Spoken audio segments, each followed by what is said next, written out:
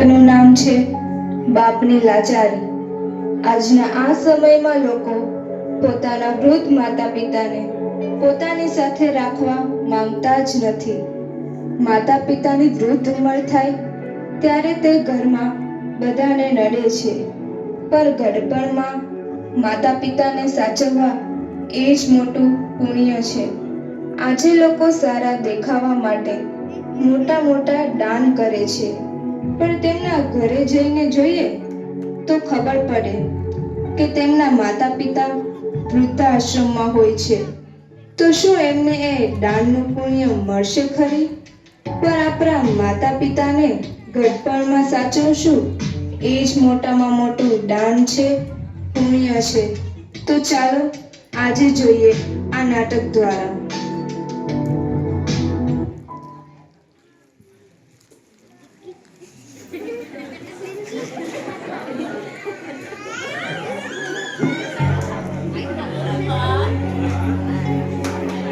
આજે અમાસ છે કે? ના, એવું કાંઈ નથી। તો પછી આવા ચાંદ જેવા ચહેરા પરથી આમ ચાંદની ક્યાં જતી રહી છે? તમને શું ફરક પડે છે? તમે મને મનાવવાના તો નથી જ ને? કેમ એવું બોલે છે? તો બીજું શું કરે? તમને કહીશ તો તમે મારી એક પણ વાત સાંભળવાના તો નથી જ ને? અરે બોલ ને, શું વાત છે? તો તમે મારી એક વાત માનશો? અરે એક નહીં, બે માનીશ, બોલ તો ખરા। તમે પપ્પાને વિકાસભાઈને ત્યાં મોકલી દો પ્લીઝ। તે આખો દિવસ ઘરમાં હોય ને તે મને નથી ગમતું અને બધી જ વાતમાં ટક ટક કર્યા રાખે છે। ઠીક છે ચાલ, હું કંઈક કરું છું। હવે તો હસો રાની।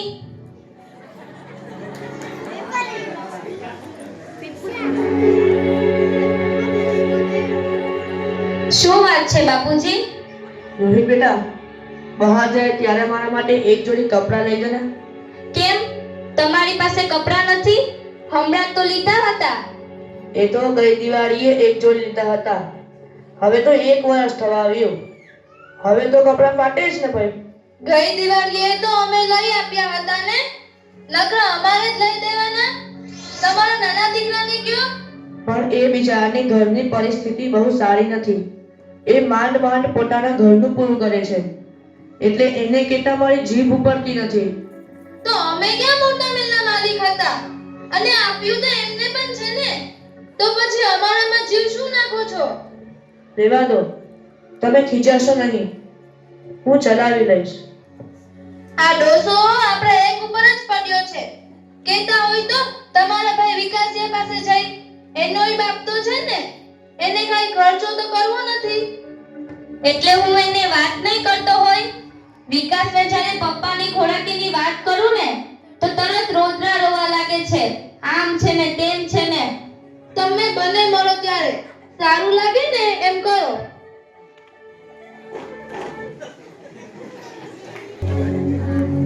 વિકાસ બેટા, મને એક જોડી કપડાં લાવી દેને। સોરી બાપુજી, મારી પાસે અત્યારે સગવડ નથી। તમે પેલા મોટાને કહો ને, હું પણ પેલા ગયા વર્ષના જૂના કપડાં પહેરું છું। મેં પોતે નવા કપડાં નથી લીધા। મોટો કે નાના પાસે જાઓ અને નાનો કે મોટા પાસે? અરે હું કઈ ભિખારી છું કે મારે આવી હોશિયારી કરવાની? હું ભિખારી નથી, તમારો બાપ છું, બાપ, સમજ્યા? રારો નહીં પાડવાની, આ ઘર છે, ધર્મશાળા નહીં। રારો પાડવી હોય તો અહીંયા નહીં આવવાનું। આ શું બોલો છો તમે? એટલું તો વિચારો કે તમારા બાપુજી છે। તું બેઠે સાની માની દોડડાઈ થાય વગર, એટલી બધી દઈ આવતી હોય તો તું જ લે દે ને નવા કપડાં। ખોટું ના લગાડશો બાપુજી, પણ ગડપણમાં લોકોની હાલત એવી જ હોય છે, પહેરેલા કપડાં પણ તેમના સગા નથી થતા। આટલી બધી હોશિયારી મેં મારી જિંદગીમાં ક્યારેય નથી જોઈ। બે દીકરાઓનો બાપ હોવા છતાં હું આજે લાચાર થઈ ગયો બેટા, હું આજે લાચાર થઈ ગયો। ચિંતા ન કરો બાપુજી, હું છું ને તમારી દીકરી। આજથી તમે એવું ના સમજતા કે હું તમારા દીકરાની વહુ છું। આજથી તમે એવું જ માનજો કે હું તમારી દીકરી જ છું। હું લઈ દઈશ તમને કપડાં। નહીં બેટા, રહેવા દે, હું ચલાવી લઈશ।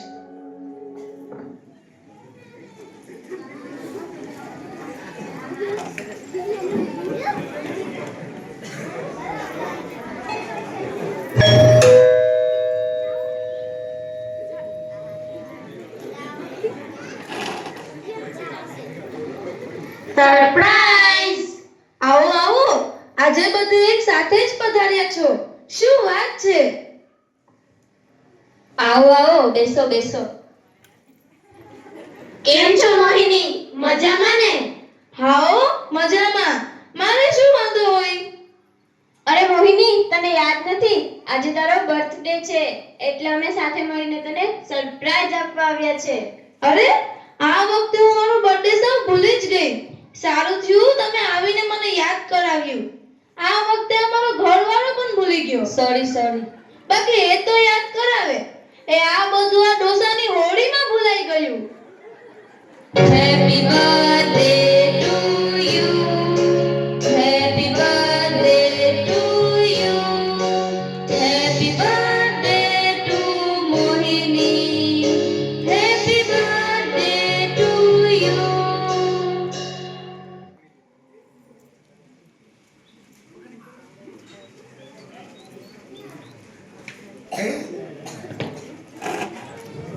અરે મોહિની, આ તારા સસરા છે? હા, આ મારા સસરા છે. અરે તું એમને પણ તો કેક ખવડાવ. કોને? આમને? અરે એમને શું ખવડાવવાનું? એ કઈ કમાવો તો જતા નથી અને આખો દિવસ ઘરમાં પડ્યા રહે છે. સાવ નવરી બજાર છે. અરે મોહિની, એ તારા સસરા છે અને તું એમના વિશે એવું બોલે છે. મારા તો કિસ્મતમાં જ નથી એવા સાસુ સસરાનો પ્રેમ. મારા બાળકો પણ પૂછે, એ મમ્મી, આપણા દાદા દાદીનો ફોટો છે? કારણ કે તેમણે એને જોયા જ નથી એટલે પૂછે. અને તારે છે તો તું એની કદર નથી કરતી કે તું એને સાચવતી નથી. હા, તો તું એક કામ કર. આમને તારી ઘરે લઈ જા અને સાચવજે. શિખામણ આપવાની રહેવા દે. અરે આ તો હું તને અમારી બહેનના નાતે સમજાવતી હતી, પછી તો તારી મરજી. હા ચાલ, હવે વધારે ડાયી થા અને આ નાસ્તો કર.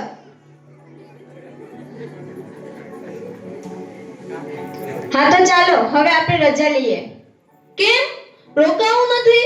હજી તો મજા કરવાની બાકી છે. જમીને જજો. ના, બહુ થયું, ચાલો હવે અમે જઈએ. ના, જમીને જજો. ના, બહુ થયું. વાંચી લે તું પેપર. ચાલો, હવે આ બધું ફટાફટ સાફ કરી નાખો. જલ્દી કરો. હજી તો બજારમાંથી શાકભાજી લેવા જવાની બાકી છે. લ્યો, આ 50 રૂપિયાની થેલી. બજારમાં જઈ થોડું શાકભાજી લઈ આવ. તમે મને કહો છો શાકભાજી લેવા જવાનું? હા, તમને જ કહું છું. તમે કઈ થોડા ધીરુભાઈ અંબાણી છો? અરે એમના કાચા સામે શું જોવો છો? હું કઈ તમને કચરા પોતા કરવા નહીં કહેતી. બજારમાંથી શાકભાજી જ લાવવાનું કહું છું. એ સાચી જ વાત છે ને પપ્પા? લઈ આવો ને તમે. આમ પણ તમે નિવૃત્ત છો, તમારે કમાવા તો જવું નથી અને ઘરમાં બેઠા બેઠા રોટલા જ બગાડો છો. આમ ઘરના થોડા કામ કરશો ને તો તમારા પગ પણ છૂટા થશે. હા ઓ દીકરા, વાત તમારી સાચી જ છે.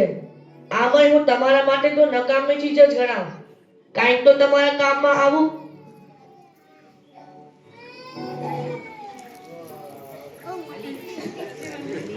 ચાલો, શાકભાજી આવી ગયું. શાકભાજી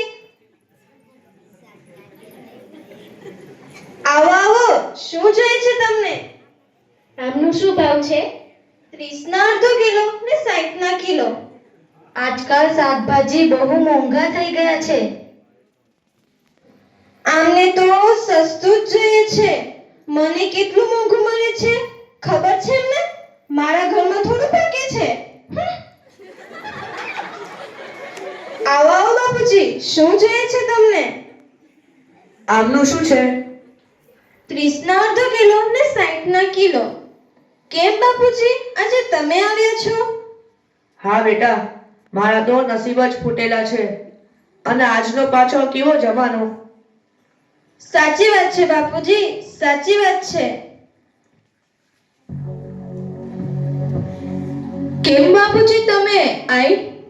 હા બેટા, મોટી વહુને હું ઘરમાં બેસી રહું એ ગમતું નથી. એટલા માટે હું શાકભાજી લેવા મોકલ્યો છે. અત્યારે બાપુજી તમને આરામ કરવાની ઉંમર છે. તમે જો, આજે તો હું એમની સાથે ઝઘડીશ. તમે મને ના રોકતા. જવા દે બેટા, એવા નકામા લોકો સાથે બાંધવાનું ન હોય. ઉલટાનું આપણું ખરાબ લાગે. એવા નકટાઓને તો મનમાં કાંઈ ન હોય. ના બાપુજી, આજે તો હું ભાભીને 2-4 તો સંભળાવવાની જ છું. ચાલો મારી સાથે. ભાભી, આ તમે શું કરો છો? આ ઉંમરે બાપુજીને શાક લેવા મોકલો છો? અરે આ ઉંમર તો બાપુજીને આરામ કરવાની ઉંમર છે. આમાંય બાપુજી અહીંયા બેસીને તો માખીઓ જ મારા કરે છે ને. કઈ કામ તો કરી લેતા નથી ને. એકાદ કામ કરી લીધું એમાં થઈ શું ગયું? એમણે એમની જિંદગીમાં ઘણું કર્યું છે, જાત તોડી નાખી છે. હવે તો તેમને શાંતિથી બેસવા દો. મારા ઘરમાં તારે દોડધાઈ થવાની જરૂર નથી, સમજી? અમારા ઘરમાં અમારે શું કરવું એ અમારે બંનેને નક્કી કરવાનું છે, તારે નહીં. કેમ નહીં જોવાનું? એ કાંઈ પારકા નથી. જેમ તમારા સસરા છે એમ મારા પણ સસરા છે. ઓહો, તારા સસરા છે તો જા લઈ જા ઘરે અને કરજે સેવા. જા લઈ જા. હા તો લઈ જઈશ. મારે આમ પણ તમને કાંઈ પૂછવાની જરૂર નથી. ચાલો બાપુજી. નહીં બેટા, મને મારા હાલ પર છોડી દે. હું ત્યાં રોકાઈશ કે અહીંયા રોકાઈશ, મારે તો બંને બાજુ લોહી ઉકાળા જ છે. બાપુજી, હું તમારી સેવા કરીશ. મારા સગા બાપની જેમ તમને સાચવીશ. હા બેટા, જાણું છું તું મને તારો સગો બાપ જ સમજીશ. આ બંને છોકરાઓ તો મને કચરાની જેમ કાઢી નાખે છે. મારે તમારી એક પણ વાત નથી સાંભળવી. ચાલો મારી સાથે. હાસ, હવે તો ઝંઝટ ગઈ.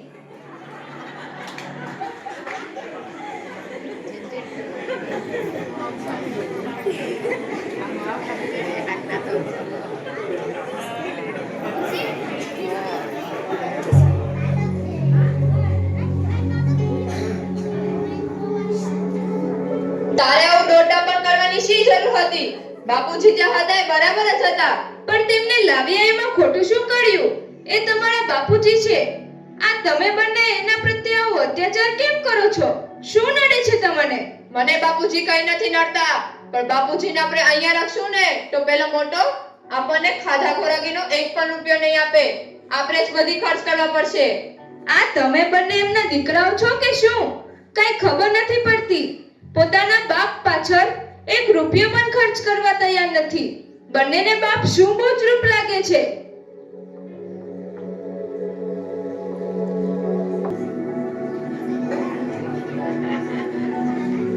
હે મારા ભગવાન, ના તો નાનો દીકરો રાખવા માંગે છે, ના તો મોટો દીકરો. હવે તું જ કઈ રસ્તો બતાવ મારા ભગવાન. હવે તું જ કઈ રસ્તો બતાવ.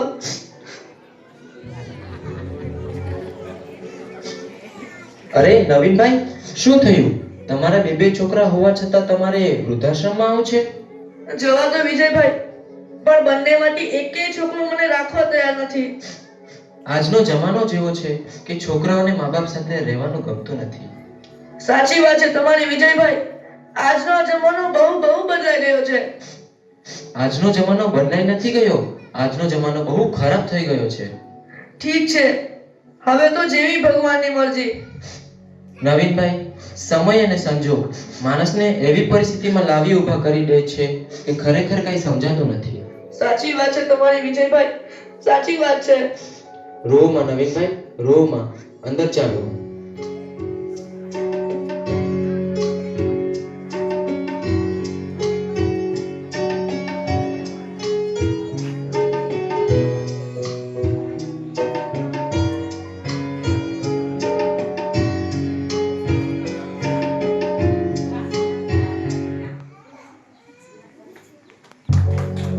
ક્યાં ગઈ હતી આમ? ક્યાંની રાહ જોઈને બેઠ્યો છું?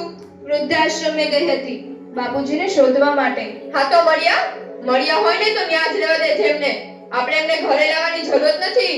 અરે, વૃદ્ધાશ્રમમાં તો તમને બંનેને રહેવા દેવાની જરૂર હતી. બાપુજી ખોટા ઉઠાવી લાવ્યા તમને. એટલે તું શું કહેવા માંગે છે? હું જ્યારે આશ્રમમાં ગઈ ને ત્યારે ત્યાંના મેનેજર સાથે વાત કરી. એ તમને અને રોહિતભાઈને બંનેને આશ્રમમાંથી લઈ આવ્યા હતા. અરે, આશ્રમમાં તો તમને બંનેને રહેવા દેવાની જરૂર હતી. જ્યારે ગોદ લઈને આટલા મોટા કર્યા અને તમે એ જ પાલન બાપને અત્યારે વૃદ્ધાશ્રમમાં મૂકી આવ્યા. આ તું શું કહે છે?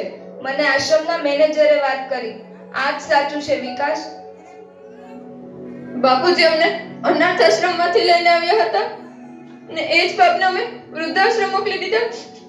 અમે અનાથને પાળી પોસીને મોટા કર્યા ને જ્યારે એમની ઉંમર થઈ ત્યારે એ બાપને અમે ઘરમાં રહેવા માટે એક નાનકડી જગ્યા નહીં આપી શક્યા.